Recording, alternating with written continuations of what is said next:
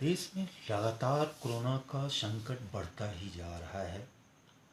तमाम तरह के साइंटिस्टों के द्वारा जो है अलग अलग तरीके से इसका जो है इलाज ढूंढने की कोशिश किया जा रहा है, लेकिन अब तक ना अपने देश भारत में ना ही दुनिया के किसी कोने में साइंटिस्टों को इसका कोई भी जो है टीका या मेडिसिन डेवलप करने में सफलता हाथ आया है। ऐसे में देश के कुछ साइंटिस्टों ने और बड़े बड़े डॉक्टरों ने मेडिकल काउंसिल ऑफ इंडिया यानी कि ICMR से ये रिक्वेस्ट किया कि ट्रायल के तौर पे देश में प्लाज्मा थेरेपी को आजमाने की इजाज़त दिया जाए।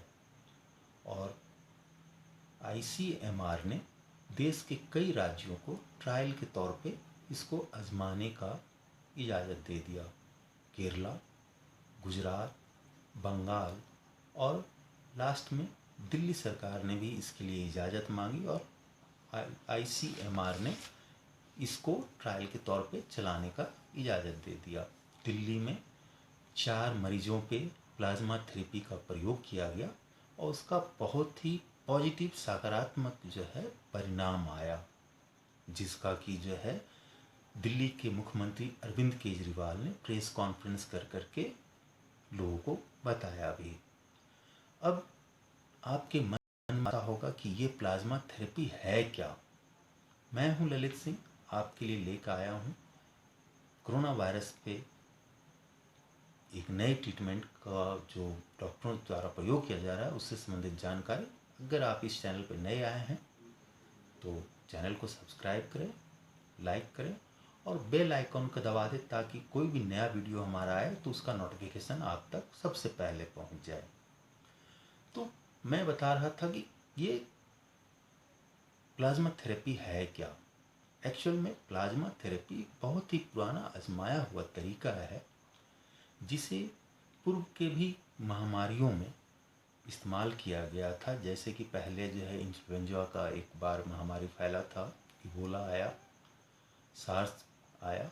इन सारे बीमारियों में जो है इस थेरेपी को प्रयोग किया गया और इसका बहुत ही सकारात्मक परिणाम उन सारे महामारियों में मिला था, जिसको आधार बनाते हुए देश के वैज्ञानिकों ने और बड़े बड़े डॉक्टरों ने ICMR से इसे ट्रायल पे चलाने का इजाज़त मांगा, क्योंकि इस वक्त तक जब तक मैं आपको ये वीडियो बना के दे रहा हूँ तब तक इसका कोई भी इलाज अभी तक ना मिल पाया है, ना ही इसका कोई टीका आ पाया है।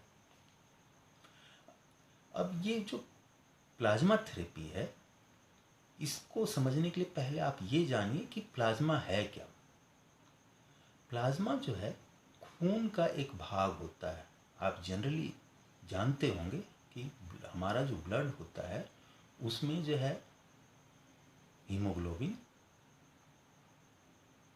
के अलावे जो है WBC, RBC और प्लेटलेट्स होते हैं, जिसे हम हिंदी में जानते हैं लाल रक्त कणिकाएं, श्वेत रक्त कणिकाएं और प्लेटलेट्स। तो इन तीनों को के अलावे जो है उसमें एक चौथा चीज़ भी होता है जो कि ज़्यादातर पानी होता है और कुछ प्रोटीन होता है। तो ये जो पानी और प्रोटीन वाला जो हिस्सा होता है खून का, उसे ही प्लाज्मा कहा जाता है। और खून के इसी भाग को जो है कोरोना वायरस के ट्रीटमेंट के लिए इस्तेमाल किया जाता है और इसी के लिए इसका नाम जो है प्लाज्मा थेरेपी दिया गया है। अब इसका इस्तेमाल कैसे होता है, सवाल ये है कि होता कैसे है, इसके पीछे थ्योरी क्या है। इसके पीछे जो मूल सिद्धांत है वो ये है कि जैसे ही कोई मरीज संक्रमित होता है कोविड-19 से, तो उसके अंदर का जो है प्राकृतिक जो शरीर के अंदर जो क्षमता होती है रोगों से लड़ने की, वो कमज़ोर पड़ जाती है, जिसकी वजह से वो आदमी कोरोना वायरस से लड़ नहीं पाता है, आदमी का शरीर। लेकिन जैसे ही वो आदमी ठीक हो जाता है, यानी कि पूरी तरह से स्वस्थ हो जाता है, तो उस आदमी के ब्लड में एंटीबॉडीज़ तैयार हो जाता है और ये एंटीबॉडीज़ जो है कोरोना वायरस को मारने में सक्षम होता है, यानी कि बॉडी की जो है, कहा जाए कि प्राकृतिक जो है सुरक्षा तंत्र जो होता है उसको वो मजबूत कर देता है। तो डॉक्टर करते क्या है कि जो मरीज स्वस्थ हो जाता है उस मरीज के शरीर से प्लाज्मा ले करके जो इस वक्त कोरोना से जो है ग्रसित मरीज हैं उनके शरीर में इंजेक्ट किया जाता है। इसके फलस्वरूप होता क्या है कि जो आदमी अभी इस वक्त बीमार है उसके शरीर में एंटीबॉडीज नहीं होता है, जिसके बाद वजह से वो इस बीमारी से लड़ नहीं पा रहा होता है। जैसे ही बाहर से उसके शरीर में एंटीबॉडी जो है इंजेक्ट किया जाता है तो उसके शरीर के अंदर जो है सुरक्षा तंत्र जो है काफ़ी मजबूत हो जाता है और ये एंटीबॉडी जो है शरीर में मौजूद कोरोना वायरस से फाइट शुरू कर देता है और उसे कमज़ोर करता चला जाता है, उसकी फर्दर वृद्धि को रोकता चला जाता है, जिसके वजह से मरीज स्वस्थ होता चला जाता है। अब सवाल अब ये उठता है कि प्लाज्मा डोनेट कैसे किया जा सकता है। तो प्लाज्मा डोनेट करने का तरीका जो है बिल्कुल सिंपल वैसा ही है जैसा कि ब्लड डोनेट आप करते हैं। इसमें होता क्या है कि एक इक्विपमेंट जो है आपके शरीर के साथ जो है जोड़ दिया जाता है। वो इक्विपमेंट आपके शरीर से ब्लड लेता है और प्लाज्मा अपने पास रखता है और बाकी जो पोर्शन होते हैं ब्लड के WBC, RBC, ये तमाम चीज़ों को वापस आपके शरीर में इंजेक्ट कर देता है। जनरली होता क्या है कि ब्लड डोनेशन आप मिनिमम 3 महीने में एक बार कर सकते हैं, लेकिन ये बंधन प्लाज्मा डोनेशन के साथ नहीं है।